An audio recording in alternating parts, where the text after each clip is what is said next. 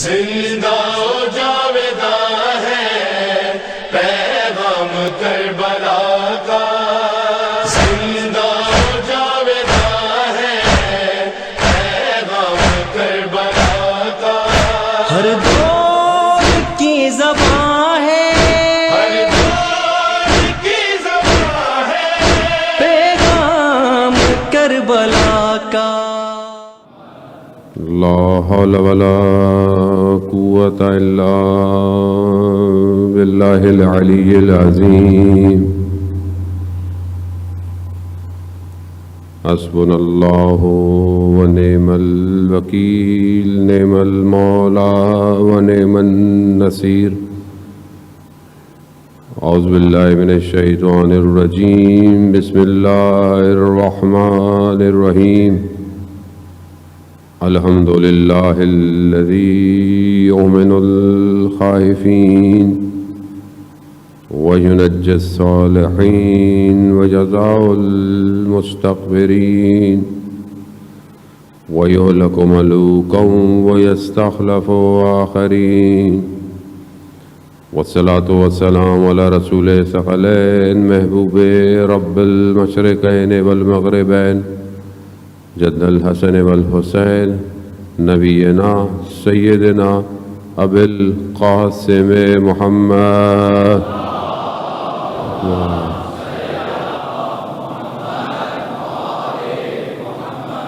وعلى آلہ الطیبین الطاہرین المعصومین، لا سیما بقیۃ اللہ فی الارضین، روحی وارواحنا لتراب مقدم الفدا، ولعنۃ اللہ علی اعدائہم اجمعین۔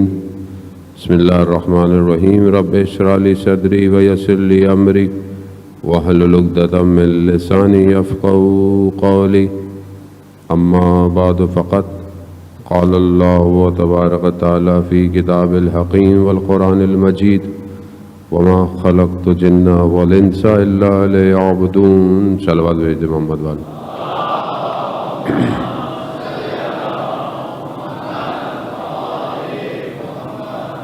عزیزان محترم، ماہ محرم کے پہلے عشرے کی چند شبیں باقی رہ گئی ہیں۔ ویسے تو پورے 2 مہینے خدا میں توفیق دیتا ہے، 8 دن ہم مجلس میں شرکت کرتے ہیں، مجلس قائم کرتے ہیں، سنتے ہیں، لیکن پہلے 10 دن اپنی ایک کیفیت رکھتے ہیں، اپنی ایک آغاز رکھتے ہیں، اور اصل جو کمال اور بندگی اپنے اوج پہ پہنچتی ہے وہ عاشورہ کا دن ہے۔ عاشورہ کا دن اور عاشورہ تک پہنچنے کے لیے ساری محنتیں ہیں کہ ہم بھی اس روز تک پہنچیں۔ روایت میں بیان یہی ہوتا ہے کہ روز عاشورہ جتنا وقت گزرتا جا رہا تھا صبح سے عصر کی طرف، امام کے چہرے پر نور بڑھتا جا رہا تھا۔ کیونکہ لقاء اللہ ہے، خدا سے ملاقات نزدیک ہوتی جا رہی ہے۔ ماجرا ایک ظاہر میں ہے اور اسی کے ایک ماجرا باطن میں ہے کہ یہاں وہ معاملہ ہو رہا ہے جس معاملے کے لیے بشریت بہت عرصے سے انتظار کر رہی ہے۔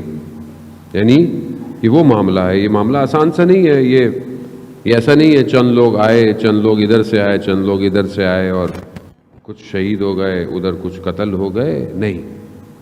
یہ معاملہ وہ ہے کہ جس کے لیے بہت پہلے سے انتظام کیا گیا ہے۔ خدا اپنی تمام مخلوقات کو یہ دکھانا چاہتا ہے کہ دیکھو اسے کہتے ہیں میرا بندہ۔ یہ پوری مخلوقات کو دکھایا ہے۔ اس لیے بعض بیان کیا جاتا ہے کہ اس وقت کہ جب امام کا سر نیزے پہ تھا تو سارے عالم جھکے ہوئے تھے، اور یہ روایت کہ آسمان سے جو ہے وہ خون کی بارش کا آنا، سرخ ہو جانا، خوب یہ کیوں ہے جب ہم زیارت میں پڑھتے ہیں کہ زمین اور آسمان اس مصیبت پہ گریہ کو نہ آئے؟ کیونکہ وہ عام سی بات ہے، کوئی معاملہ عام سا ہے، سادہ ہے؟ نہیں، یہ وہ ذبح عظیم ہے کہ جس کے لیے پروردگار نے حضرت ابراہیم کی قربانی کو قبول کر کر آخری رسول سے معاملہ کیا ہے۔ حضرت یحییٰ جو نبی ہیں پروردگار کے، ان کو بھی جو ہے وہ کافی عمر گزر گئی، اولاد آپ کو پتہ ہے کہ حضرت مریم کے اس زمانے میں کفالت کر رہے ہیں بیت قدس کے اندر، خود بھی یہ کہ ان کو بھی خدا اولاد دے، الگ ہی زندگی اور سن جو ہے وہ کافی گزر گیا ہے، لیکن ان کو دکھایا گیا یہ ماجرا، امام حسین کا ماجرا دکھایا گیا کہ آخری رسول ان کا نواسا، یہ قربانی۔ تو اس بڑھاپے کے اندر بھی اللہ کا نبی خدا کی بارگاہ میں پروردگار مجھے بھی اولاد عطا کر، اور اس کو بھی ایسے ہی ذبح کروا جیسے رسول کے نواسے نے ہونا ہے، اور یہی ہوا، اولاد عطا ہوئی اور حضرت زکریہ کو بھی ویسے ہی ذبح کیا گیا۔ کیوں انبیاء چاہتے ہیں کہ ایسا ہو؟ خود ماجرا کوئی اور ہے، عبودیت اور بندگی اپنے اوج پر ہے، خدا چاہتا ہے عالم کو دکھائے کہ یہ ہے میرا بندہ، یہ ہے کہ جس سے میں بھی راضی ہوں، راضیتم مرضیہ، جو مجھ سے بھی راضی ہے۔ یہ کتنی بڑی بات ہے کہ خدا تو راضی ہے، بندہ بھی راضی ہے اپنے پروردگار سے۔ اس لیے جو بھی امام حسین نے دیا، جو کچھ تھا دیا، اور آج اگر اب پوری دنیا میں امام حسین حسین حسین حسین لبیک یا حسین یا حسین یا حسین نظر آتا ہے، یہ اس وجہ سے ہے۔ کس وجہ سے ہے؟ کیونکہ جب امام حسین نے اپنا سب کچھ دے دیا تو پروردگار نے بھی اپنی ساری حاکمیت، ساری حکومتیں، ساری چیزیں جو ہے وہ امام حسین کو دے دی۔ اور صرف ظاہر نہیں ہے، صرف ظاہر نہیں ہے، یہ ایسی چیز ہے جو دلوں کو کھینچتی ہے، دلوں کو کھینچتی ہے۔ حضرت ابراہیم کی دعا کہ پروردگار جب حضرت اسماعیل کو، حضرت ہاجرہ کو چھوڑا، یہ نہیں کہا پروردگار پانی دے، یہ نہیں کہا ان کو گھر دے، نہیں، لوگوں کے دلوں میں ان کی محبت ڈال۔ یہ حضرت ابراہیم کی دعا، یہی رسول خدا نے فرمایا امام حسین کے لیے کہ پروردگار لوگوں کے دلوں میں حسین کی محبت کو ڈال۔ یہ جو آج محبت نظر آ رہی ہے آپ کو بغیر فرقے کے، بغیر مذہب کے، سب کچھ کے، کیا ہے؟ یہ وہ دعا ہے، حسین منی وانا من الحسین، حسین مجھ سے۔ تو ہم جو آ رہے ہیں یہ اس دعا کا نتیجہ ہے، یعنی اپنی قدر، اپنی چیز کو، اپنے آپ کو پہچانے کہ آپ عام نہیں ہیں اس ٹائم، یعنی پوری کائنات سوگوار ہے، غم کی حالت میں ہے۔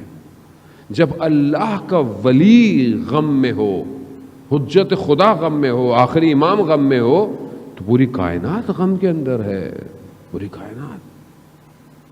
وہ ہم اسی طرف بڑھیں گے، یہ کربلا ہمیں پیغام کیا دے دے۔ آپ کی خدمت میں چند دن بہرحال چند شبیں گزر گئی ہیں، کچھ ٹوٹی سی باتیں بہرحال آپ کی خدمت میں بیان کی ہیں، بہرحال ایک دو شبیں ہی رہ گئی ہیں، ایک دو شبوں کا مہمان ہے سیدہ کا لال، بہرحال تھوڑا سا پرسا، خدا آپ کا آنا قبول کرے، یہ ساری چیزیں۔ اللہم صلی محمد۔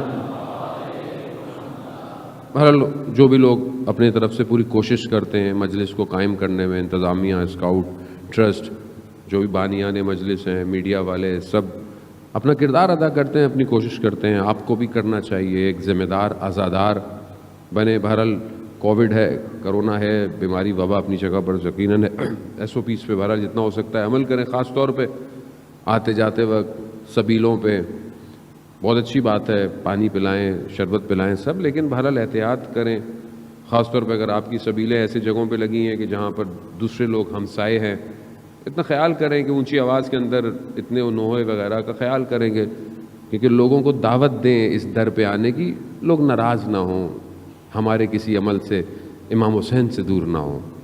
یہ ہماری ذمہ داری ہے عزیزان محترم، بہت ذمہ دار ہو کر لوگوں کو جو ہے وہ اپنی طرف بلائیں۔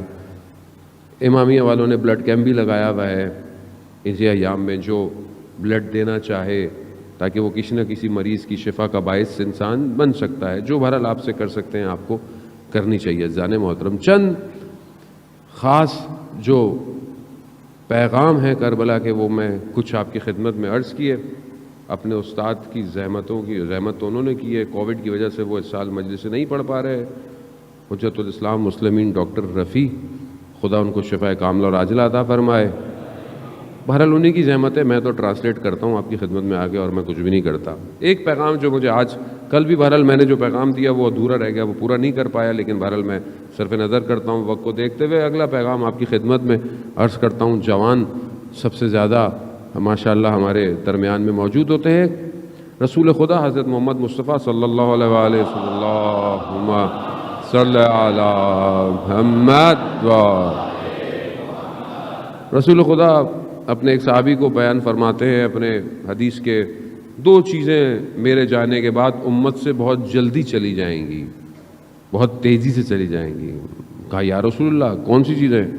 کہا ایک امانت داری اور دوسرا خشیت، یعنی خدا کے آگے خاشیت رہنا، خدا ترسی رکھنا، خدا کا خوف رکھنا. یہ دو چیزیں امت سے تیزی سے چلی جائیں گی. اور یہی ہوا. سب سے بڑی امانت السلام علیکہ یا امین اللہ، سب سے بڑی امانت تھی ولایت علی ابن ابی طالب، چلی گئی، نہیں رکھی. خاشیت یعنی انسان نصیحت کو قبول کرے، یہ چلی گئی. خود رسول خدا فرماتے ہیں میں اپنے صحابی سے کہ تم قرآن کی تلاوت کرو. کہا یا رسول اللہ آپ حافظ قرآن ہیں، آپ نے ہمیں قرآن سکھایا ہے. آپ کہتے ہیں ہاں کیوں؟ کیونکہ تلاوت قرآن وجود کو جو ہے وہ ایک لذت دیتی ہے، ایک احساس دیتی ہے. کلام خدا ہے قرآن، کلام خدا ہے. سننا بھی عبادت ہے، روایت ہے سننا بھی عبادت ہے، پڑھنا تو عبادت ہے ہی، دیکھنا بھی عبادت ہے. اگر آپ قرآن کو کھول لیں اور صرف دیکھیں یہ بھی عبادت ہے. اب یہی رسول خدا نے فرمایا تھا کہ میں تمہارے درمیان دو چیزیں دے کے جا رہا ہوں، دو گران بار، ایک قرآن اور ایک اطرت اہل بیت.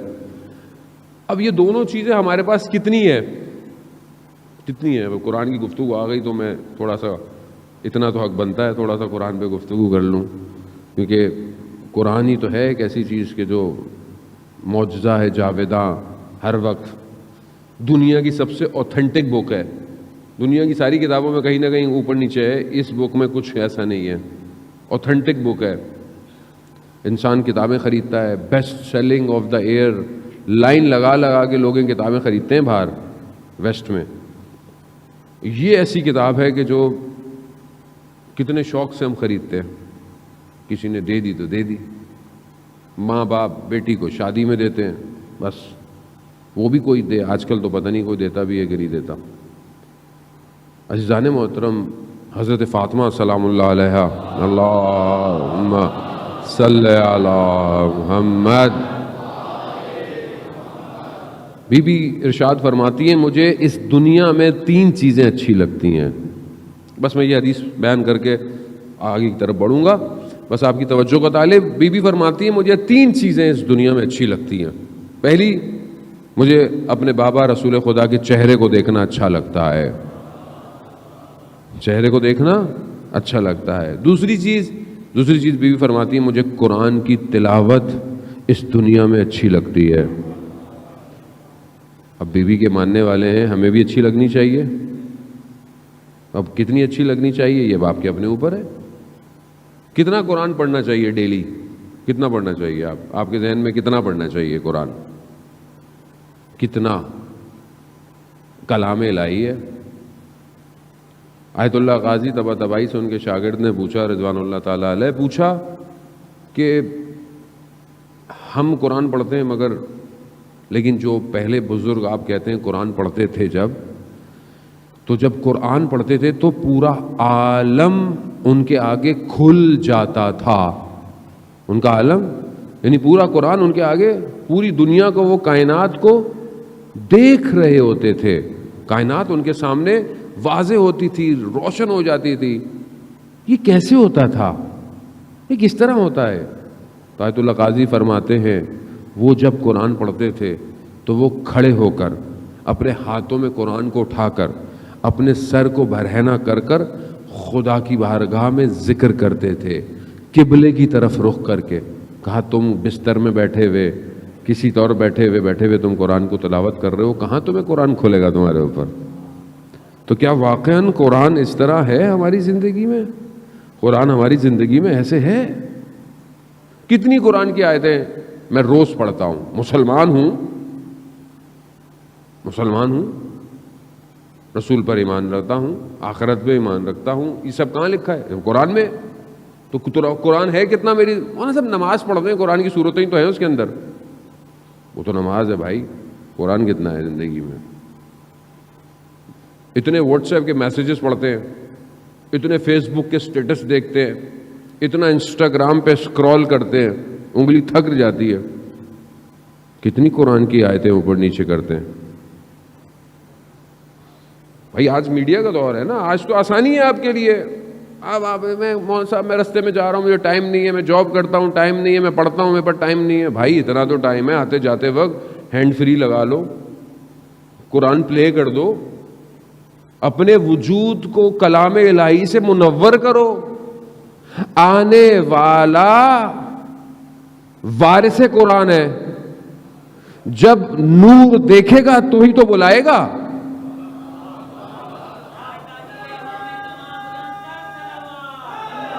یار بھائی نور دیکھے گا تو بلائے گا نا. بھائی نور ہے. نہیں مولانا صاحب یہ لوگ پڑھتے رہتے ہیں، لوگ حافظ بھی ہیں، مگر کوئی فائدہ نہیں ہے. کیوں فائدہ نہیں ہے؟ کیونکہ ولایت نہیں ہے.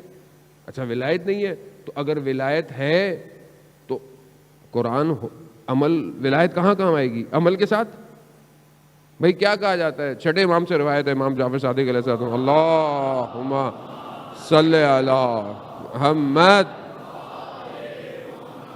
کوئی امام سوال، امام نے کہا کہ نماز، روزہ، حج، زکوٰۃ کوئی بھی چیز قبول نہیں ہے اگر ہماری ولایت نہیں ہے. قبول نہیں اگر ہماری ولایت نہیں ہے. تو اب بولے وہ مولانا صاحب قبول نہیں ہے. بھائی عمل قبول نہیں ہے، اس کا مطلب ہے کہ عمل کا ہونا ضروری ہے. عمل ہو اور ولایت کے ساتھ ہو. اب یہ تھوڑی ہے کہ عمل نہیں ہے تو بس تم نکل جائیں گے. کہاں نکلو گے؟ کہاں جائیں گے؟ خدا کے لیے دنیا جہان کی کتابیں پڑھتے ہیں. ویسے وہ تو ہم بھی وہ بھی نہیں پڑھتے، نہ ہم ناول پڑھتے ہیں، نہ اب تو وہ کچھ بھی نہیں آتا جو پہلے پڑھا جاتا تھا. لیکن صرف یہ آ گیا ڈیجیٹل. اللہ کی کتاب، اللہ کے قریب معززان محترم. آئمہ آئے اس لیے تھے خدا کے قریب کریں، اپنے قریب کے لیے نہیں آئے تھے. وہ ایک الگ بات ہے کہ وہ باب اللہ ہے، ان کے بغیر اللہ تک جا نہیں سکتے، خود نہیں کر سکتے. ہمارے لیے اللہ کافی، یہ نعرے لگے تھے مولا کائنات کے دور میں، ہمارے لیے اللہ کافی. کیا ہوا؟ نہیں ہو سکتا. بغیر ولی کے نہیں پہنچ سکتے. خود اللہ نے نظام ایسا بنایا ہے. قرآن کی تلاوت وجود کو منور کرتی ہے. روایت ہے جس گھر میں قرآن کی تلاوت ہوتی ہے وہ گھر ملائکہ کے لیے بالکل ویسے چمکتا ہے جیسے زمین والوں کے لیے رات کو تارے چمکتے ہیں. تو اگر آج چاہتے ہیں آپ کا گھر ملائکہ دیکھیں تو گھر جا کر قرآن کی تلاوت کیجئے گا. دوسری چیز ہے، تیسری چیز بی بی فرماتی ہیں مجھے کیا اچھی لگتی ہے دنیا میں؟ انفاق کرنا، اللہ کی راہ میں دینا. اللہ کی راہ میں دے، اس سے بہترین کوئی چیز نہیں ہے.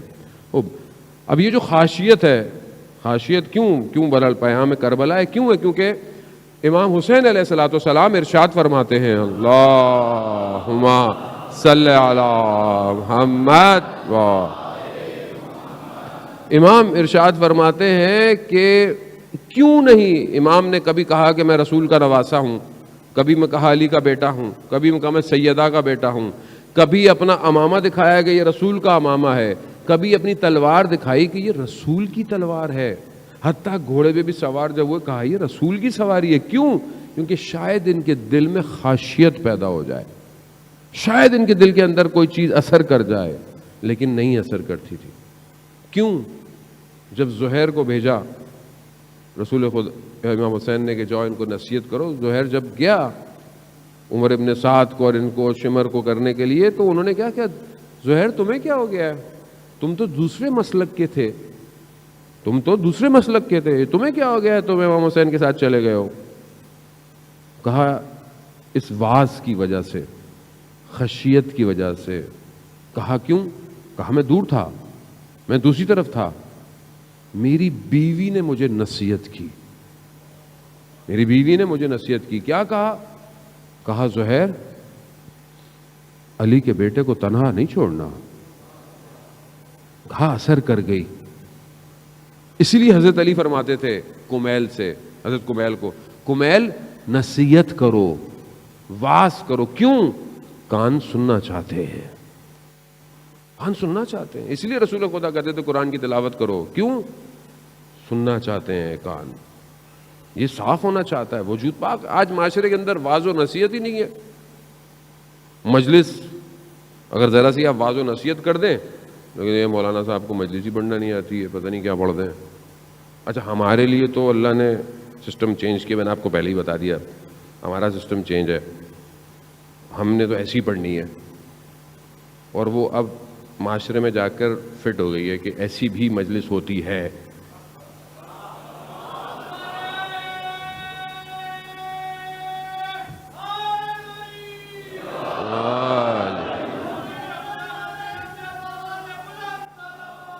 اللہم صلی علی محمد. وہ یہ ضروری ہے جانے میں. یہاں امام حسین ایک ایک لمحے میں آخری وقت تک نصیحت فرما رہے ہیں. شاید کوئی آ جائے، شاید کوئی آئے ہیں لوگ آئے ہیں. لوگوں نے جنہوں نے لینا تھا لوگوں نے نصیحت لی ہے، جنہوں نے نہیں لینا، امام نے کیا کہا؟ امام نے کہا زہر چھوڑو آ جاؤ. کیوں؟ ان کے شکم حرام سے پر ہے. یہ نصیحت ان کو سمجھ میں نہیں آئیں گی. قرآن کیا کہہ رہا ہے؟ قرآن ارشاد فرماتا ہے کہ جس کا قلب کساوت رکھتا ہو، قسی القلب ہو، اس قلب پہ کوئی چیز اثر نہیں کرتی. اس کو رونا نہیں آتا، اس کا دل اثر انداز نہیں لیتا. قرآن کہہ رہا ہے ختم اللہ علی قلوبہم، ہم نے ایسے دلوں پہ مہر لگا دی ہے، ان کو نصیحت نہیں آئے گی. لیکن اثر پذیری کی گنجائش ہوتی ہے، بہت ساری جگہوں پر ہے. فضیل کہ جو رات کو اپنے زمانے کا بدماش ہے، جو دل چاہے چوری کر لے، جو چاہے جس کو جو دل چاہے کر سکتا، کوئی کچھ نہیں کر سکتا تھا. رات کو ایک گھر میں کود رہا تھا دیوار سے، ہمسایہ قرآن کی تلاوت کر رہا تھا. قرآن کی تلاوت کرتے کرتے اس نے قرآن کی وہ آیت پڑھی، کیا وہ وقت نہیں آ گیا مومنوں کے لیے کہ خدا کے خوف سے ڈریں؟ بس وہیں رک گیا. کہہ رہا ہاں وہ وقت آ گیا. ایک قرآن کی آیت، یہ نصیحت ہے. آئیں تاریخ میں چلے. فتح رسول خدا جب مکہ سے مدینہ آئے، مدینہ میں اپنی حکومت بنائی. حکومت بنا کر پہلی جنگ ہوئی، جنگ بدر آپ کے سامنے ہے. 313 افراد اس کے اندر، تھوڑے سے گھوڑے، کچھ تلواریں، لیکن اللہ پر ایمان، توقع. رسول خدا کے پیچھے جنگ کی. کفار مکہ شکست کھا گئے. اب جو ہے وہ غالباً سعید بن عمیر ہے یا عمیر بن سعید ہے، شخص ہے. بہرحال مسجد الحرام جو ہے بنی ہوئی اس زمانے میں جو جگہ تھی مکہ کے پاس، داخل ہوا اندر. کیا دیکھا؟ صفان بن امیہ بیٹھا ہوا ہے جھک کر، عجیب سی حالت میں. اس نے جا کے بولا کہ کیا ہوا؟ اب اندر غصہ ہے. کیا؟ یہ جو نام لیا رسول کا، یہ ہمارے درمیان میں تھا، ہمارے درمیان رہتا تھا، ہم نے مارنے کی بھی کوشش کی مگر نہیں چلا گیا، اور وہاں جا کر اس نے حکومت بنا لی ہے، حکومت بنا کر ہمیں شکست دے دی. کہا کہ کوئی ہو اور جا کر اس کو مار کے آ جائے نا. تو یہ واب ابن عمیر کیا کہتا ہے؟ کہتا ہے اگر میں یہ کام کروں، کہا تمہارا سارا خرچہ، تمہارا سارا پیسہ، تمہاری گھر والوں کو اپنے گھر والوں سے زیادہ. اس نے کہا میرا قرضہ بھی ہے. کہا تمہارا قرضہ بھی. کہا ثابت قول رہو گے؟ کہہ رہا ہاں. کہہ رہا ٹھیک ہے. اس نے تلوار خریدی، تلوار کو زہر آلودہ کیا. کہا جاؤ گے کیسے؟ کہا میرا بیٹا جنگ بدر میں اسیر ہوا ہے، میں اس کو چھڑانے جاؤں گا اور رسول کو ختم کر دوں گا. اب یہ چلا مسجد مدینہ پہنچا، کہا کیسے ہیں؟ کہہ رہے رسول خدا سے ملنا ہے، اپنا بیٹا چھڑوانا ہے۔ مسجد نبوی، رسول خدا بیٹھے ہوئے ہیں، یہ آیا، رسول خدا نے دیکھا اس کو، کہا کیسے آنا ہوا؟ کہا اپنے بیٹے کے لیے آیا ہوں، اس کا فدیہ دینے، آپ سے آزاد کرا لوں۔ کہا اچھا، تو تلوار کیوں لے کے آئے ہو؟ کہا وہ آپ کو تو پتہ ہے رستے میں خطرہ ہے۔ کہا اچھا، اس کو زہر آلودہ کیوں کیا ہے؟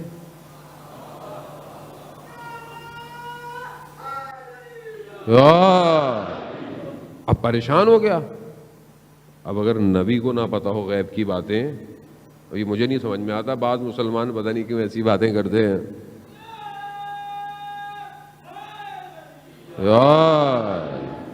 معصوم ہے، غیب تو پتا ہوگا، یہ ان کے لیے کون سی بڑی بات ہے؟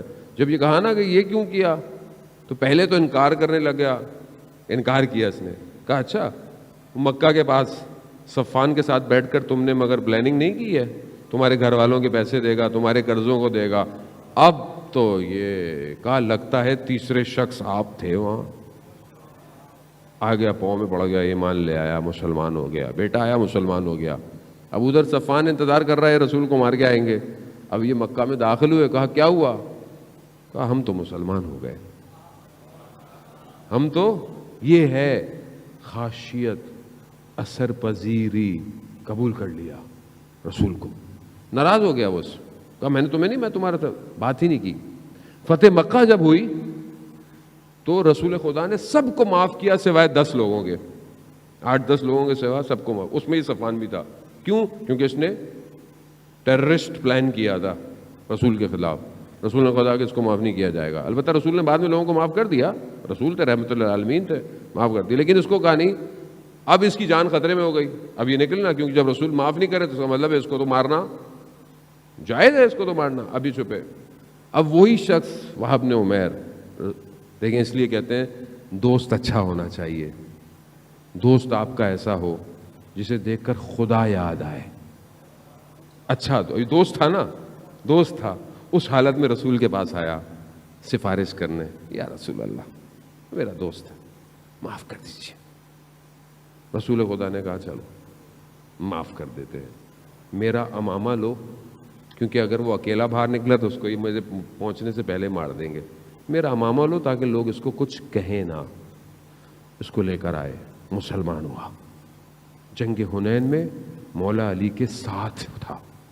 یہ ہے اثر پذیری، خاشیت ہونا، یہ ہے ہمارے، یہ ہمیں اپنے اندر پیدا کرنی ہے۔ جانے وہ تم کربلا، یہی خاشیت تو بیان کر رہی ہے۔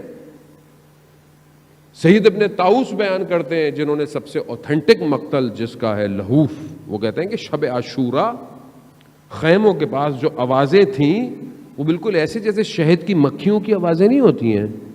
کس چیز کی آوازیں تھیں؟ قرآن کی تلاوت کی، نماز کی، مناجات کی آوازیں۔ کیوں؟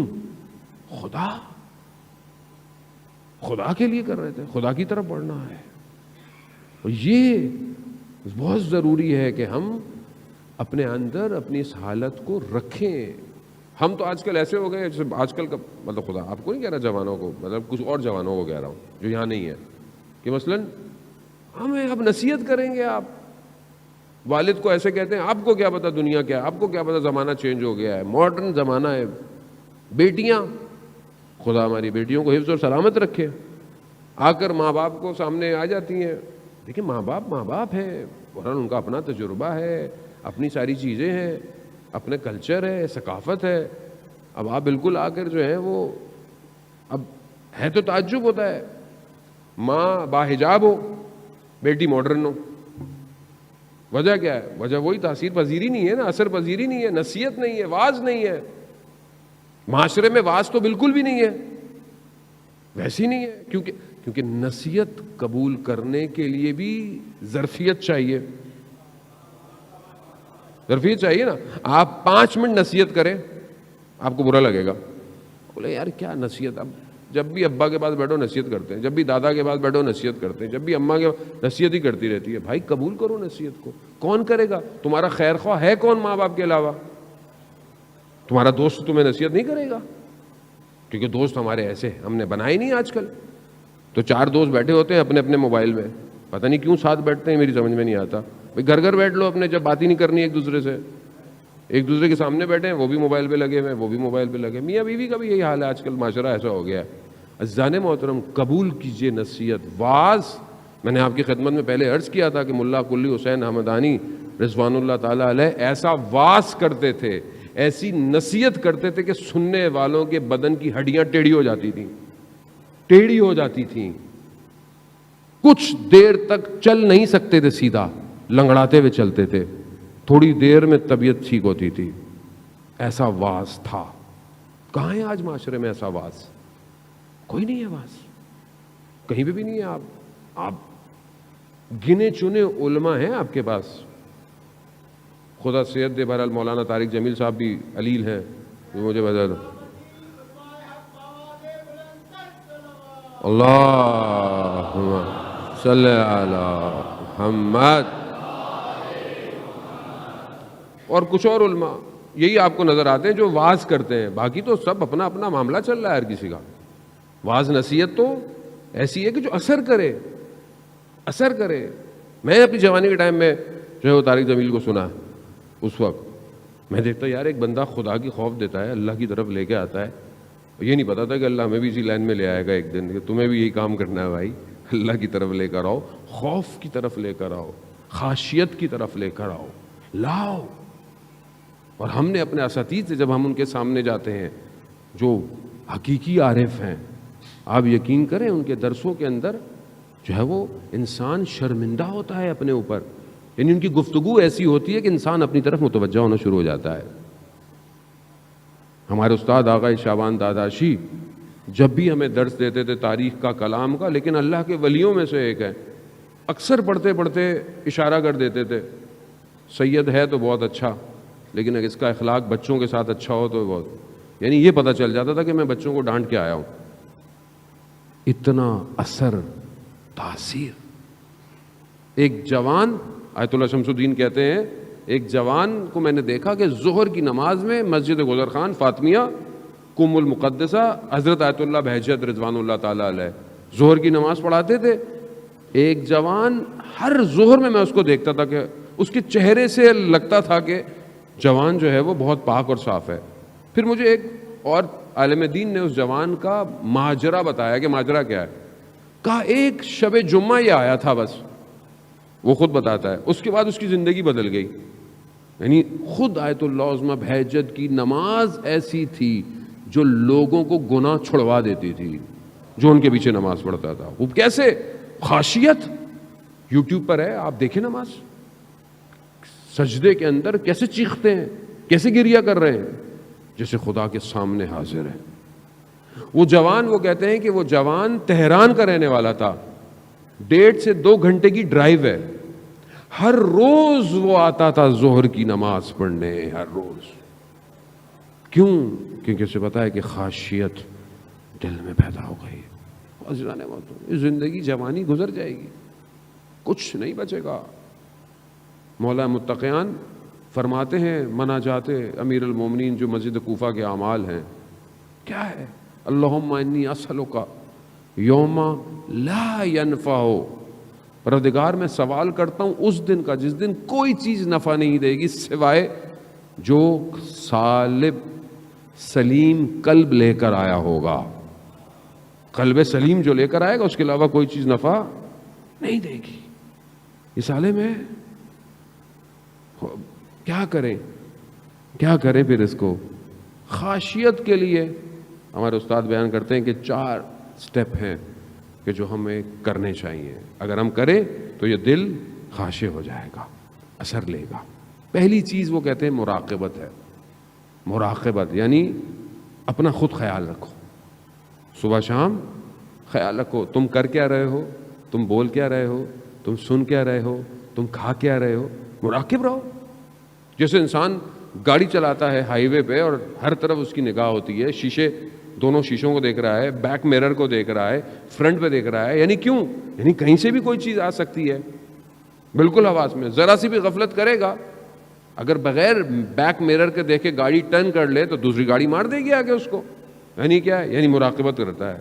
اپنی زندگی کی مراقبت کرو، دائیں سے بائیں سے، صبح سے شام سے تمہاری زبان سے کچھ ایسا نہ نکلے جو کسی کو تکلیف دے، تمہاری کان ایسی چیز نہ سنے جو حرام ہو، تمہاری نگاہیں پاک ہونی چاہیے، شرم و حیا ہو تمہارے یہاں۔ معاشرے میں برائی ہے، معاشرے میں بے حیائی ہے، بے پردگی ہے، سب ہے، سب موجود ہے۔ انٹرنیٹ، موبائل آپ کے ہاتھ میں، کوئی آپ کو دیکھتا نہیں ہے، کوئی آپ سے پوچھے گا نہیں، آپ کچھ بھی دیکھیں، لیکن کیا چیز روکتی ہے؟ شرم و حیا روکتی ہے۔ جب انسان کمرے کے اندر ایک چھوٹا بچہ بیٹھا ہو، اس کے سامنے گناہ نہیں کرتا، بچہ ہے، تو کیا خدا کو اس بچے کے برابر بھی نہیں سمجھتا؟ مراقبہ، رسول خدا فرماتے ہیں مراقبت سر، یعنی چھپ کے بھی اور لوگوں کے سامنے بھی ہوا۔ میں آپ کے سامنے بہت اچھا ہوں، بہت اچھا ہوں، یہ لوگ مجھے دیکھ رہے ہیں، میں تنہائی میں کیسا ہوں، میں اپنی خلوت میں کیسا ہوں۔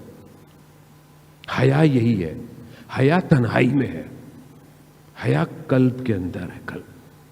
اب اس کا یہ مطلب نہیں ہو میرے تو دل میں حیا ہے مولانا صاحب، جیسے ہماری بہن بیٹیاں کہتی ہیں دل میں حجاب ہونا چاہیے، باہر کا کچھ بھی کر لو، نہیں۔ خدا اگر ایسا کرنا ہوتا تو خدا قرآن میں حکم نہیں دیتا کہ اپنے آپ کو ڈھانپو، اپنے آپ کو پاک رکھو، نامحرم سے بچا کے رکھو۔ خدا نے حکم دیا ہے، آپ کو خدا کا حکم انجام دینا ہے۔ دوسری چیز رسول خدا فرماتے ہیں جو انسان اپنے اندر خاشیت پیدا کر سکتا ہے، وہ کیا ہے؟ وہ تفکر ہے، فکر ہے، کس میں؟ قیامت میں، یعنی موت کو یاد کرو، موت کے بارے میں سوچو۔ شخص آیا رسول خدا کی خدمت میں، یا رسول اللہ کیا ہم شہید کے درجے کو یا شہید شہادت تک پہنچ سکتے ہیں؟ تو رسول خدا فرماتے ہیں کہ اگر تم دن میں صبح شام 20 دفعہ اپنی موت کو یاد کرو تو تم شہیدوں کا درجہ تمہیں مل سکتا ہے۔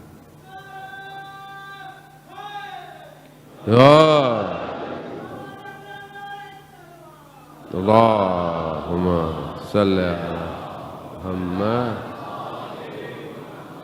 خوب ایسی ہے، انسان تفکر کرے، فکر کرے، انسان سوچے، موت کے بارے میں سوچیں۔ آپ، ہم سب نے مرنا ہے، جب آپ موت کے بارے میں سوچیں گے تو آپ کی زندگی بہتر ہوگی۔ کیوں؟ کیونکہ آپ کسی کا حق نہیں کھائیں گے، کسی کو نقصان نہیں دیں گے، جو آپ کی ڈیوٹی ہے آپ اس کو انجام دے دیں گے۔ مرگ انسان کے تفکر کو صحیح رکھتی ہے اور بہترین عبادت ہے انسان جو ہے وہ اگر اپنی موت کے لیے یاد کرے۔ بہت ضروری ہے جان، ہم سب نے مرنا ہے ایک نہ ایک دن، کوئی چیز نہیں، کوئی نہیں رہے گا، کوئی نہیں بچے گا۔ یہ دولت، یہ شہرت، یہ پوسٹ سب ختم ہو جائے گا۔ کہاں پڑے ہیں وہ؟ نہج البلاغہ میں مولا فرماتے ہیں نا، یہ جو قبروں میں پڑے ہیں، جو ساتھ ساتھ بھی ہیں لیکن ان کے اندر فاصلے اتنے ہیں کہ یہ دنیا میں محلوں میں رہتے تھے، کہاں گئے یہ سب؟ اور وہ بھی کسی کو قبر نصیب ہو۔ کیسے کیسے لوگ تھے، صدام حسین جیسے، ہم یہ کر لیں گے، ہم وہ کر لیں گے، حملہ کیا کربلا کے اوپر۔ امام نے کہا ہم بھی بتائیں گے کہ ہم کون ہیں، اور تمہارا بھی حال بتائیں گے کہ ہم نے تمہارا حال کیا کرنا ہے۔ کیا کیا؟ جو بھی آیا عزیزان محترم، ان کے مقابلے میں تو ویسے بھی کوئی نہیں رکنے والا، ویسے بھی کوئی نہیں رک سکتا۔ کل آپ نے ویڈیو دیکھی، گھبرا گئے، کچھ جھنڈے اترے، میں نے آپ کو کل کچھ کہا، آج تصویریں دیکھی، جھنڈے دوبارہ لگ گئے ہیں، علم لگ گئے۔ میں نے آپ کو کہا گھبرائیں نہیں، اسی کابل پہ دوبارہ انہوں نے لگا دیے یا حسین کے پرچم۔ میں نے آپ کو کہا تھا سافٹ ویئر چینج ہو گیا ہے۔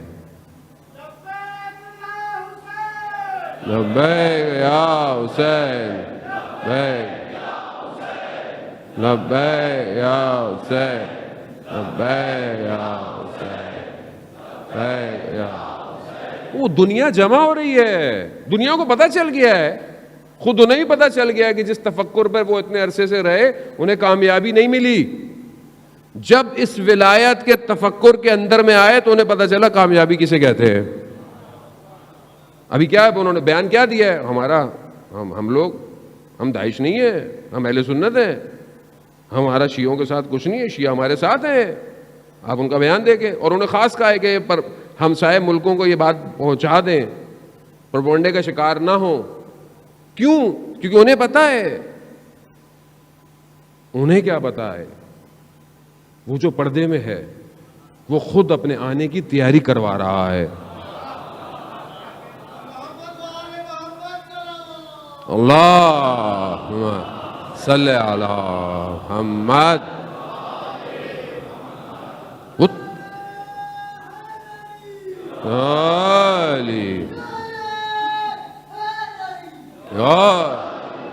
وہ تیاری کروا رہا ہے. اور تیاری تو ایسی ہوگی، ابھی تھوڑا سا ہے، کل اور تھوڑا سا، کل اور تھوڑا سا، آہستہ آہستہ آہستہ لوگوں کو سمجھ میں آئے گا نا.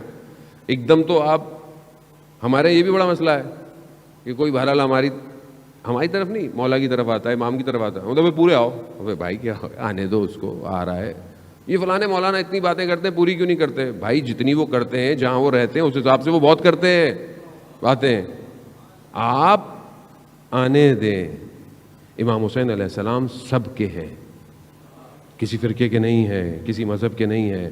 یہ انسانیت کا درس ہے، انسانیت کا. اسی وجہ سے آپ دیکھیں نا کہ نیلسن مینڈیلا اپنے زندان میں اسیری کے آخری وقت میں جب سائن کر رہا تھا کہ سرنڈر کر دوں میں، تو اسے رات کو امام حسین کی قربانی یاد آئی. اس نے خود بیان کیا کہ جب اسے قربانی یاد آئی اس نے بولا میں نہیں کروں گا. کہاں نکلا؟ آج لوگ اسے کیسے یاد کرتے؟ جو ذرا سا بھی کہیں پہ بھی وہ ان سے جڑ جائے وہ ہمیشہ کے لیے زندہ رہ جاتا ہے. یہ ان کا کمال ہے. جانے محترم، امام کو سمجھے امام ہے کون. ہم اپنے حساب سے نہ سمجھے. تو پہلی چیز کیا ہے؟ مراقبت. دوسری چیز موت کو یاد کرنا. یہ بہت ضروری ہے، موت کو یاد کرنا. موت کو یاد کریں گے سیدھے سے ہی چلتے رہیں گے. جہاں موت بھولی تکبر کریں گے، غرور کریں گے، عجب کریں گے، خود پسندی کریں گے، اپنے آپ کو بڑھتر سمجھیں گے. جبکہ بڑے بڑے لوگ جو زمین پہ پاؤں رکھتے تھے کہاں گئے؟ اندر چلے گئے. موت کو یاد کریں. یہی امام حسین نے بھی کہا تھا. یہ سب ختم ہو جائے گا. کتنا ان کو سمجھایا، تمہیں جگہ چاہیے، تمہیں پیسے چاہیے، تمہیں میں سب دیتا ہوں، مگر اندھے ہوئے ہوئے تھے. شہر رے کی حکومت کے لیے اندھے ہوئے ہوئے تھے. کیا ملا؟ کچھ بھی نہیں ملا. نہ یاد کیا. امام نے کہا جہنم کی طرف اپنے آپ کو جھونک رہے ہو، تم نہیں سمجھ آئی. تیسری چیز جو ہے کہ انسان جو ہے وہ اپنے مناجات یعنی گفتگو اس کی زندگی میں ہو. کس سے؟ خدا سے. آپ اپنے دل پر ہاتھ رکھیں، خدا سے کتنی دیر گفتگو کرتے ہیں 24 گھنٹے میں؟ نماز پڑھتے ہیں، وہ تو واجب ہے، وہ تو پڑھنی ہے، اس میں تو کوئی مسئلہ نہیں ہے. خدا سے گفتگو، خدا سے باتیں کتنی دیر ہے؟ ہفتے میں ہے ایک دن؟ عزیزان محترم، میں آج آپ کو ایک اور ہوم ورک دے رہا ہوں. صحیفہ سجادیہ، جسے امام سجاد علیہ السلام اللہم صلی علی محمد، دعاؤں کی کتاب ہے. دعاؤں کی کتاب ہے، مناجات کی کتاب ہے. جوانوں کو کہہ رہا ہوں عزیزان، اتنا کچھ پڑھتے ہیں، ایک صحیفہ سجادیہ بھی خرید لیں. نہیں خرید سکتے تو ڈاؤن لوڈ کر لیں. سافٹ ویئر اپلیکیشن ہے، سب ڈاؤن لوڈ کر دیں. اردو میں پڑھیں بے شک. ترجمہ مناجات تائبین، توبہ کرنے والوں کی مناجات، یعنی جنہوں نے توبہ کرنی ہے وہ خدا سے کیسے گفتگو کرے. امام سکھا رہے ہیں. ایک فراز ہے اس کا بہت عجیب ہے کہ پروردگار گناہ کو معاف کر دے گا، ختم کر دے گا گناہ کو. گناہ نہیں رہے گا، نظر نہیں آئے گا. لیکن پھر بھی جب حاضر ہوگا بندہ نا تو اسے گناہ یاد آئے گا. یہ جو یاد آنا ہے نا، یہ اس کے دل کو افسردہ کر دے گا. اللہ اکبر. وہ تو رحمان ہے، اس نے تو کہا میں نے معاف کر دیا تمہیں گناہ. لیکن شرمندگی،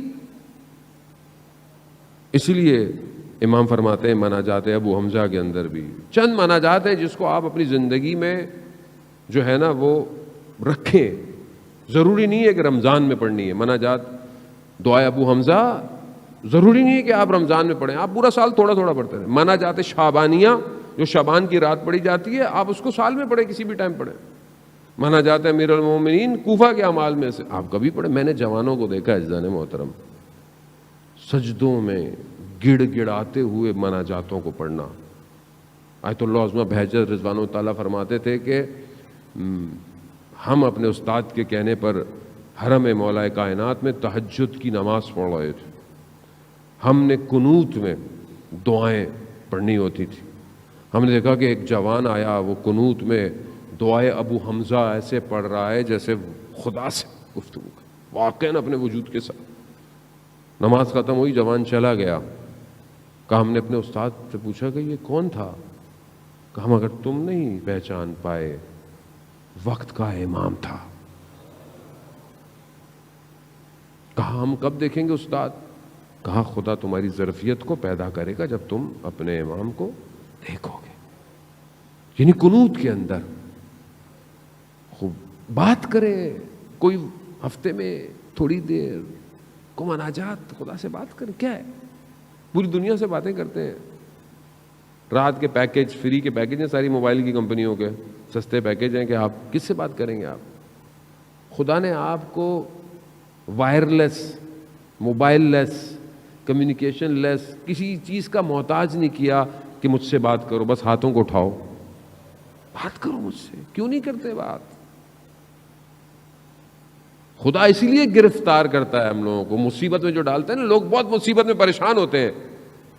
کبھی کبھی ہمیں بھی احساس ہوتا ہے کہ سامنے والا اتنی دعائیں کر رہا ہے، اتنی التماس کر رہا ہے، ہم بھی کہتے ہیں پروردگار تو رحم کر بندے کے اوپر. لیکن کبھی کبھی پھر مجھے وہ آیت اللہ نخود کی اسوانی رضوان اللہ تعالیٰ علیہ کا واقعہ یاد آتا ہے. آپ یقین کریں کبھی کبھی ہمیں بھی احساس ہوتا ہے کہ میں بھی خدا کی بارگاہ میں پروردگار، مطلب ہم ہیں تو گناہ گار، لیکن کچھ ہماری بھی لاج رکھ لے، بندے کی مشکل حل کر دے. لیکن مجھے وہ بات یاد آ جاتی ہے آیت اللہ نخود کی اسفہانی رضوان اللہ تعالیٰ علیہ کی، کہ شاگرد کہتا ہے میں ان کی خدمت میں حاضر ہوا. میں نے دیکھا استاد رو رہے ہیں، گریہ کر رہے ہیں. میں نے کہا استاد گریہ کیوں کر رہے ہیں؟ کہا اللہ نے میرا جو پہلا درجہ تھا اسے درجے کو بڑھا دیا ہے. تو کہا یہ تو خوش ہونے کی بات ہے اس میں. کہا نہیں، جو میرا پچھلا درجہ تھا اس میں جب کوئی اپنی حاجت لے کے میرے پاس آتا تھا، مشکل لے کے میرے پاس آتا تھا نا، تو میں دعا کر کر اس کی مشکل حل کر دیتا تھا. اب جس مقام پہ میں آیا ہوں یہاں سے مجھے نظر آ رہا ہے کہ یہ جو مشکل ہے نا اس کے اوپر، یہ اللہ کا فضل تھا، اور میں دعا کر کے اس فضل کو ہٹا دیتا تھا. کبھی کبھی یہ احساس ہوتا ہے میں بھی پیچھے ہو جاتا ہوں. ہماری کوئی حیثیت نہیں ہے اتنی، ہاں، لیکن بہرحال انسان ہے. میں آپ کے لیے دعا کروں، آپ میرے لیے دعا کریں، ہم سب کو مل کے دعا کرنی چاہیے ایک دوسرے کے لیے. ویسے بھی عزیزان محترم کسی کی دعا خدا قبول کر لیتا ہے. لیکن یہ جو مشکل گرفتاری ہے، آغا دولابی فرماتے تھے، کتنا خوبصورت جملہ ہے، فارسی کا ہے، مزہ بھی اس کا فارسی میں ہے، ہر کے گرفتار است گرفتار یار است. کہ جو گرفتار ہے، جو پھنسا ہوا ہے، وہ اصل میں اپنے یار کے لیے پھنسا ہوا، اس نے پھنسایا ہوا ہے اس کو. وہ چاہتا ہے آپ کو پھنسا کے رکھے، وہ چاہتا ہے کسی کو اولاد نہ دے، اس کی مرضی. وہ چاہتا ہے کوئی بیمار رہے، وہ چاہتا ہے. وہ چاہتا ہے کسی کو یہ مسئلہ رہے، اس کی مرضی ہے. وہ خالق ہے. آپ کا کام عمل کرنا، دعا کرنا، کوشش کرنا، بس. باقی اس کی مرضی، وہ کچھ بھی کرے. اس کی محبت ہے عزیزان، اس کے خزانوں میں کمی ہے. زمین اور آسمان اس کا ہے، کائنات اس کی ہے، یہ دنیا اور آخرت سب اس کا ہے. اسے کس چیز کی کمی ہے؟ اسے کچھ نہیں چاہیے. اس لیے حدیث قدسی میں ہے کہ میں نے ساری چیزوں کو اے بنی آدم تمہارے لیے خلق کیا ہے، مگر تمہیں میں نے اپنے لیے خلق کیا ہے. اللہ اکبر یا رسول اللہ.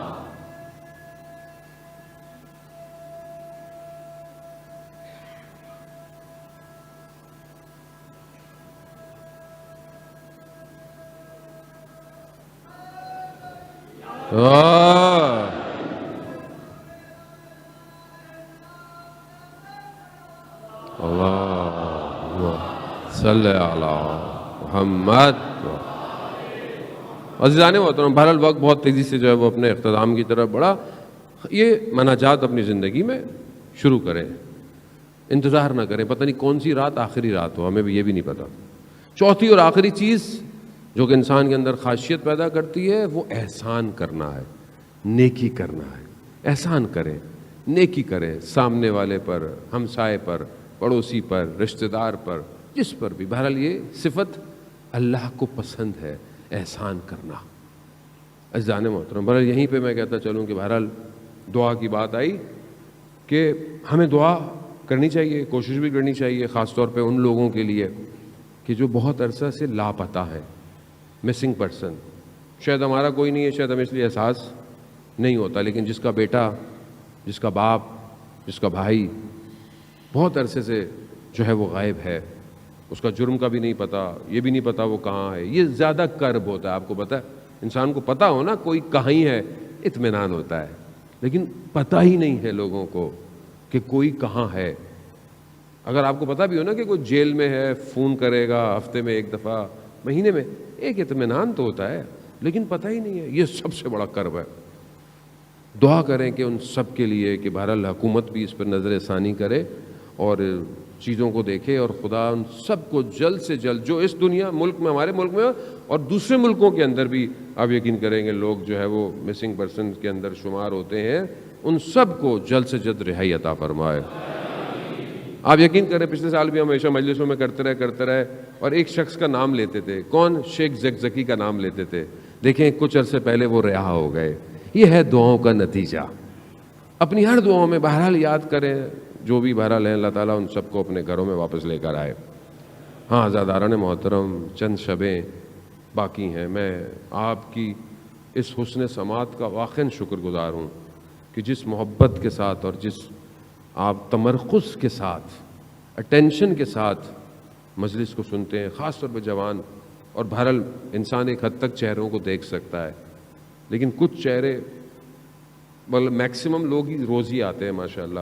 میں ایک ڈائی میٹر میں شکلیں دیکھ لیتا ہوں، اور کچھ لوگ مخصوص ایک ہی جگہ پہ بیٹھتے ہیں تو مجھے یاد بھی ہو گئے، اور نہیں بیٹھے ہوں تو میں ان کو ڈھونڈتا بھی ہوں بغیر محسوس کیا آپ لوگوں کو کہ آج وہ نہیں آ رہا نظر مجھے یہ۔ اور اللہم صلی علی محمد وعلیہ، یہ جو بہرحال آپ کی اپنی ایک تشنگی ہے سننے کی، یہ خود انسان کو مجبور کرتی ہے کہ گفتگو جو ہو وہ آپ کی مرضی کی ہو، جیسا آپ چاہتے ہیں، آپ کا قلب چاہتا ہے۔ اور آج ویسے بھی آج ہم اس جوان کے مصائب کے لیے آئے ہیں کہ جو 12 سال کا ہے۔ جوان کی بڑی اہمیت ہے، نوجوان ہی ہے نا یہ۔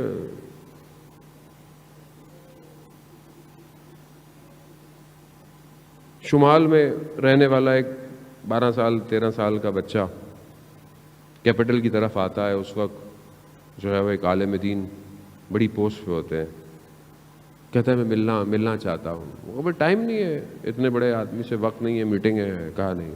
یہ نکلنے لگتے ہیں تو کہتے ہیں کیسا شور ہے سیکیورٹی پر؟ کہا ایک بچہ ملنا چاہتا ہے آپ سے۔ کہاں وقت ہے ملاؤ۔ بچہ آتا ہے، آنسو بہہ رہے ہیں اس کے، پوچھتے ہیں کہاں سے، وہ بتاتا ہے فلانی جگہ، تو ان کی تھوڑی سی زبان میں گفتگو، بچہ خوش ہو جاتا ہے۔ کہا کیسے آنا ہوا؟ کہا میں ایک گزارش کرنے آیا ہوں، درخواست۔ کہا یہ جو ممبر پہ حضرت قاسم کے مصائب پڑے جاتے ہیں نا، یہ بند کروا دیں۔ کہا کیوں؟ کہا کہتے ہیں کہ 12 سال کا بچہ تھا، نوجوان تھا 12 سال کا، اور موت اس کے لیے شہد سے بھی زیادہ میٹھی تھی۔ سنتے ہیں نا آپ؟ کہا یہ بند کروا دیں۔ کہا کیوں؟ کہا ہم 12 سال کے ہیں، ہم کہتے ہیں کہ ہمیں بھی جنگ پہ جانا ہے، تو کہتے ہیں نہیں تم بچے ہو۔ کہتا ہے یا تو بند کروا دیں یا ہمیں بھی جنگ پہ جانے دیں۔ اب انہوں نے بھی یہی بولا کہ ابھی تمہارے اسکول جانے کے دن ہے بیٹا۔ کہا نہیں، یا بند کروائیں یا ہمیں بھی جانے دیں۔ یہ ہے درس کربلا۔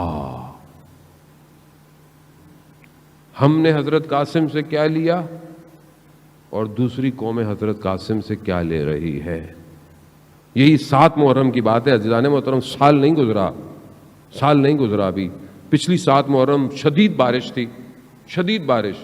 عباس ٹاؤن کا اسکاؤٹ حسن رضا، پانی اتنا تیز تھا کہ پیچھے جو نالا بہہ رہا تھا، بچے کو بچاتے بچاتے خود پانی میں چلا گیا اور 3 دن بعد اس کی باڈی ملی، شہید ہو گیا. اسکاؤٹ کی ڈیوٹیاں دے رہا تھا، اس کا آخری وائس نوٹ سنا میں نے، آخری اس کا وائس نوٹ، اس دن کا اس کا آخری وائس نوٹ ہے، اپنے کسی دوست کو اس نے کیا ہے. کہہ رہا ہے کہ تم اتنے دن سے کیوں نہیں آ رہے ڈیوٹی پر، میں تمہیں کہہ رہا ہوں، تکرار کر رہا ہے، میں تمہیں کہہ رہا ہوں 8:45 پر یا 7:45 پر تم مسجد مصطفیٰ میں ہونے چاہیے ہو، عباس ٹاؤن کی جو مسجد ہے. کیوں؟ تمہیں نہیں پتا یہ نوکری کے دن ہے؟ تمہیں نہیں پتا یہاں پہ کتنی ضرورت ہے؟ کچھ ہو جائے کون ذمہ دار ہوگا؟ اور تم اس ٹائم بیٹھے ہوئے دوستوں میں ہوتے ہو. دیکھیں آپ احساس ذمہ داری کیسے، 20-21 سال کا جوان ہے، چھوٹا تھا، آتا تھا، میں اس کو مجلس میں دیکھتا تھا، بیٹھا ہوتا تھا جب کبھی ڈیوٹی کے کپڑوں کے اندر. اور جب میں اس کی شہادت کے بعد اس کے گھر گیا تو اس کے والد صاحب کہہ رہے ہیں کہ وہ آپ کو بہت شوق سے سنتا تھا. کہاں سے لیا اس نے یہ جذبہ؟ اس کے والد کہتے ہیں کہ کچھ دنوں سے وہ اپنی قضا نمازیں پڑھ رہا تھا. اللہ اکبر. یہ ہے اس کربلا کے درس میں بیٹھنے والا جوان، یہ ہے نا، یہ ہے جس نے حضرت قاسم کو اپنا رول ماڈل بنایا، اپنی ڈیوٹی کو انجام دیا. اور 10 محرم کو جب اس کا بدن ملا نا، وہ بھی کپڑوں کی وجہ سے پہچانا گیا، اتنا پانی میں پھنس گیا تھا، جا کے کہیں آگے سے ملا، اور جب اس کا بدن آیا نا تو 10 محرم کو ان کی والدہ نے کہا کہ میں اس وقت حسین پر گریہ کرنے کے لیے. یہ ہے نا کربلا. میں اپنے بیٹے پہ نہیں رہوں گی، میں امام حسین سیدہ کے لال کا بدن جب ہو نا کربلا میں پڑا تو پھر کسی اور پہ گریہ نہیں ہوتا. ہاں آزادارہ یہ ہے درس کربلا، یہ ہے شب عاشور. امام حسین سب کو بتا رہے ہیں یہ تمہارا مقام ہے، یہ تمہاری جگہ ہے. اب پیچھے بیٹھا ہوا یہ بچہ کھڑا ہوا تیزی سے، کہا چچا جان ہماری باری نہیں آئے گی؟ کہا بیٹا آپ کی باری بھی آئے گی، بلکہ آپ کے بھائی علی اصغر کی باری بھی آئے گی. غیرت مند تھا نا، غیرت مند تھا، ہاشمی جوان تھا. کہتا ہے چچا جان یہ لعین خیموں تک پہنچ جائیں گے. امام حسین فرماتے ہیں، امام حسین فرماتے ہیں کہ نہیں بیٹا وہ خیموں تک نہیں، وہ آئیں گے بعد میں، لیکن علی اصغر خود جائیں گے، میں لے کے جاؤں گا علی اصغر کو. ہاں شب عاشور ہر ماں اپنے بیٹے کو کیا کر رہی ہے؟ تیار کر رہی ہے. ام فروہ بھی حضرت قاسم کو تیار کرو. روز عاشور آئی، ایک وقت حضرت ام فروہ نے کیا دیکھا؟ قاسم خیمے میں بیٹھا ہوا ہے پریشان. کہا بیٹا کیا ہوا؟ آپ یہاں کیا کر رہے ہیں؟ آپ کو تو میدان جنگ میں ہونا چاہیے تھا. کہا ماں میں کئی دفعہ گیا ہوں چچا کے پاس، مجھے اجازت نہیں دے رہے. اللہ اکبر. کیسے اجازت دے حسین، کیسے دے؟ نور چشم ہے بھائی کا. ایسے میں حضرت ام فروہ کہتے ہیں بیٹا قاسم جب آپ چھوٹے تھے تو آپ کے بابا نے آپ کے بازو پہ ایک تعویذ باندھا تھا اور یہ کہا تھا کہ بیٹا جب بہت مشکل وقت پڑے نا زندگی میں تب اس تعویذ کو کھولنا. اب ساری زندگی حضرت قاسم کو کبھی کوئی مشکل وقت پڑا ہی نہیں. کیسے پڑتا؟ حضرت عباس جس کا چچا ہو اسے کیوں وہ مشکل وقت پڑا؟ حضرت زینب ام کلثوم جس کو پالتی ہوں اسے کہاں مشکل وقت پڑے گا؟ ہاں زیادہ بھائی دیکھیں زندگی میں، بہرحال میں جملہ آپ سے کہتا چلوں، زندگی میں ہم نے رونا تو شکر ہے خدا کا کہ نصیب ہوتا ہے، لیکن ہمارا زیادہ رونا امام حسین کے لیے ہے. آج امام حسن کے لیے تھوڑا سا گریہ کر لیں تھوڑا. وہ بھی تو زہرا کا بیٹا ہے نا. جو مصیبتیں اس نے دیکھی ہیں نا کوچے بنی ہاشم میں، وہ کسی نے نہیں دیکھی. خدا آپ کو اس کا اجر دے، بی بی آپ کو اس کا اجر دے. ہاں عزاداران محترم، اب جب حضرت قاسم نے دیکھا نا، ام فروا فرماتی ہیں کہ بیٹا اس سے مشکل زندگی میں کوئی وقت نہیں آنے والا. کھولو تعویذ کھولا، کیا دیکھا؟ باپ کے ہاتھ کا لکھا ہوا، کہا ولدی قاسم، میرے بیٹے قاسم، جب دیکھنا دشت بیابان میں تمہارے چچا کو دشمن آدھا چاروں طرف سے گھیر لے تو پھر تم اپنے چچا کے لیے اپنی جان کو دینے سے دریغ نہیں کرنا. ہاں اتنی دفعہ جانا کہ وہ راضی ہو جائیں. بس اب تو قاسم کے چلنے میں ہی فرق آ گیا. اب جیسے امام حسین دیکھا نا قاسم کو آتے ہوئے، سمجھ گئے کہ اب یہ ایک سفارش لے کر آ رہا ہے. اللہ اکبر اللہ اکبر. ہاں عزاداران محترم، اب جب وہ نامہ ملا نا، اب وہ جو تعویذ دیکھا، جیسے ہی امام حسین نے دیکھا ہوگا یقیناً بھائی کی یاد تو آئی ہوگی. بھائی خوشیوں میں آپ کو بھائی یاد آئے نہ آئے، جب انسان مشکل میں ہوتا ہے نا تو بھائی یاد آتا ہے اسے. پریشانی میں بھائی پیاسا ہے، بھوکا ہے، مشکل میں گرا ہوا ہے، بھائی تو یاد آیا ہوگا. اور کیا یاد آیا ہوگا؟ اللہ، وہ مدینہ یاد آیا ہوگا کہ چھوٹے چھوٹے دونوں ہیں اور جلتا ہوا دروازہ گرا ہے ماں کے اوپر. یاد آیا ہو ایک دم چیزیں تو یاد آئی ہوں گی نا امام حسین کو. پھر یاد آیا ہوگا کچھ عرصے کے بعد رات کی تاریکی ہے اور ماں کا جنازہ اٹھایا جا رہا. یاد آیا ہوگا وہ کوفہ، وہ مسجد کوفہ کہ جب بابا کا سر بھائی کے، ہاں وہ بھی وقت یاد آیا ہوگا. مدینہ، بھائی کے جگر کے ٹکڑے اور تشت. اللہ، اس وقت مقاتل بیان کرتے ہیں نا، جب اپنے بھائی کے جگر کے ٹکڑوں کو دیکھا نا امام حسین نے گریہ شروع کر دیا. امام حسن نے کہا بھائی حسین نہیں، لا یوم کا ابا عبداللہ، لا آپ یہ رونا، آپ کا دن جیسا تو کوئی دن ہی نہیں ہوگا. اللہ اکبر. وہ بھائی نہیں ہے نا، اپنا نمائندہ بھیجا قاسم. مقتل میں بیان ہوتا ہے چچا بھتیجے دونوں گلے رکھ کے اتنا روئے بے ہوش ہو گئے. بعض مقاتل کہتے ہیں کہ کئی دفعہ بے ہوش ہوئے. نہ جانے کون سی چیز ہے جو حضرت قاسم کو جدا ہی نہیں ہونے دے رہی ہے. ہاں عزاداران محترم، یہ تو وقت بتائے گا کہ قاسم نے کتنی بڑی قربانی دی ہے. قاسم کو سوار کیا. جو بھی لوگ سوار ہوتے تھے لباس پہنتے تھے جنگ کا. یہ اتنا نازک بدن ہے، بس جو پہنچ گئے وہ پہنچ گئے. سر اتنا ہے کہ خول جو ہے نا لوہے کا وہ نہیں آیا، امامہ باندھا. راوی کہتا ہے جیسے کوئی چراغ بنی ہاشم کا آیا. امام حسن کا بیٹا ہے، جنگ تو لڑنا آتی تھی، لڑنے کے لیے تو شیر خدا کے بوتے ہیں، کمی نہیں تھی. لڑنا شروع کیا، لڑتے رہے، جہنم کو واصل کیا، ایک کو اس کے اولادوں کو واصل کیا. دشمن ہے، خبیث ہے، پیچھے سے وار کیا. سامنے سے نہیں لڑ سکتے تھے، پیچھے سے وار کیا. کیا وار کیا؟ تلوار کا وار کیا. سر پہ خول نہیں ہے، امامہ ہے. سر شکاف ہوا، توازن ختم ہوا، گرے. مقتل کہتا ہے چہرے کے بل گرے. اجرکم عند اللہ.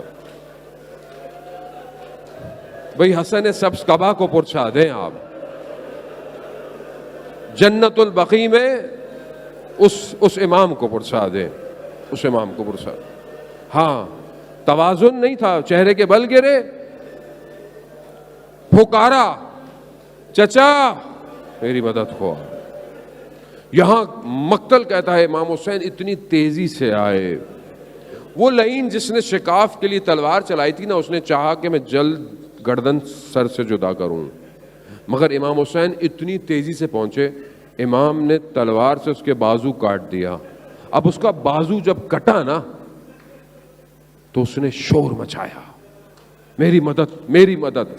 اس اسنا میں بس آخری جملے, اس اسنا میں ادھر کے گھوڑے ادھر ہوئے,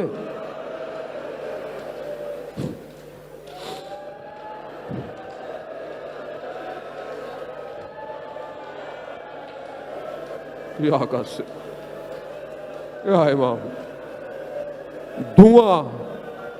دھواں بیٹھا نا, نہیں پتا ادھر کی پسلیاں ادھر کی پسلیاں. امام حسین کے جملے ہیں ہاں زیادہ, بس آپ نے گریہ کیا, خدا قبول. یہ چند شبیں ہیں جہاں دل چاہے جب چاہے روتے رہیے گا, امام کے جملے سنتے جائیے گا. امام کہتے ہیں قاسم چچا کے لیے کتنا سخت ہے کہ آپ پکارو اور میں نہ پہنچوں.